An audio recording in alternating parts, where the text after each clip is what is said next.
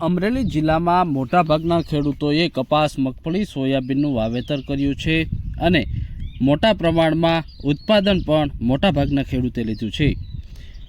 અમરેલી જિલ્લાના સાવરકુંડલા, ખાંભા, બગસરા, બાબરા અને અમરેલી માર્કેટિંગ યાર્ડમાં કપાસ, મગફળી અને ચણાની આવકમાં ખૂબ જ વધારો નોંધાઈ રહ્યો છે।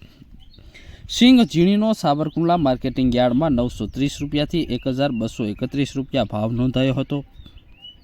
સિંગ મોટીનો ભાવ 881 રૂપિયાથી 1311 રૂપિયા નોંધાયો હતો।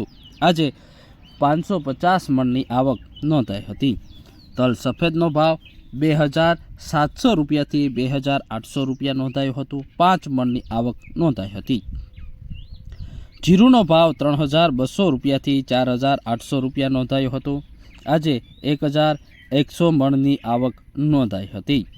તો કપાસનો ભાવ 1500 રૂપિયાથી 1702 રૂપિયા નોંધાયો હતો। આજે 1500 મણની આવક કપાસની નોંધાઈ હતી। સાથે જ આજે ઘઉં લોકવન અને ઘઉં ટુકડાની પણ હરાજી કરવામાં આવી હતી। ઘઉં લોકવનનો ભાવ 400 રૂપિયાથી 462 રૂપિયા નોંધાયો હતો। ઘઉં ટુકડાનો ભાવ 450 રૂપિયાથી 500 રૂપિયા નોંધાયો હતો। આજે 1575 મણની આવક ઘઉંની નોંધાઈ હતી। બાજરાનો ભાવ 450થી 465 રૂપિયા નોંધાયો હતો। જુવારનો ભાવ 510 રૂપિયાથી 810 રૂપિયા નોંધાયો હતો। આજે બાજરાની 25 મણની આવક નોંધાઈ હતી। તો સાથે જ જુવારની આજે 120 મણની આવક નોંધાઈ હતી। ચણાનો ભાવ 1000 રૂપિયાથી 1120 રૂપિયા નોંધાયો હતો। દેશી ચણાનો ભાવ 1100 રૂપિયાથી 1300 રૂપિયા સુધી નોંધાયો હતો। આજે 19900 મણની આવક દેશી ચણાની નોંધાઈ હતી। તુવેરનો ભાવ 1520 રૂપિયાથી 1875 રૂપિયા નોંધાયો હતો। 290 મણની આવક નોંધાઈ હતી। એરડીનો ભાવ 900 રૂપિયાથી 1050 રૂપિયા નોંધાયો હતો। 285 મણની આવક નોંધાઈ હતી। મેથીનો ભાવ 940 રૂપિયાથી 1330 રૂપિયા નોંધાયો હતો। 75 મણની આવક નોંધાઈ હતી। રાઈ અને રાયડાનો ભાવ 900 રૂપિયાથી 942 રૂપિયા નોંધાયો હતો। 25 મણની આવક નોંધાઈ હતી।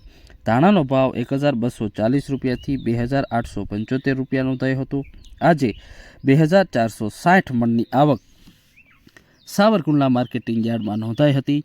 આજે સાવરકુંડલા માર્કેટિંગ યાર્ડમાં સૌથી વધુ ચણાની આવક નોંધાઈ હતી। 19900 મણની ચણાની આવક નોંધાઈ હતી। તો જીરુની 1100 મણની આવક નોંધાઈ હતી। કપાસની 1500 મણની આવક નોંધાઈ હતી અને ઘઉં લોકવનની અને ટુકડાની 1575 મણની આવક નોંધાઈ હતી। મોટી સંખ્યામાં ખેડૂતો માર્કેટિંગ યાર્ડ ખાતે પહોંચ્યા હતા, સારા ભાવ મેળવ્યા હતા।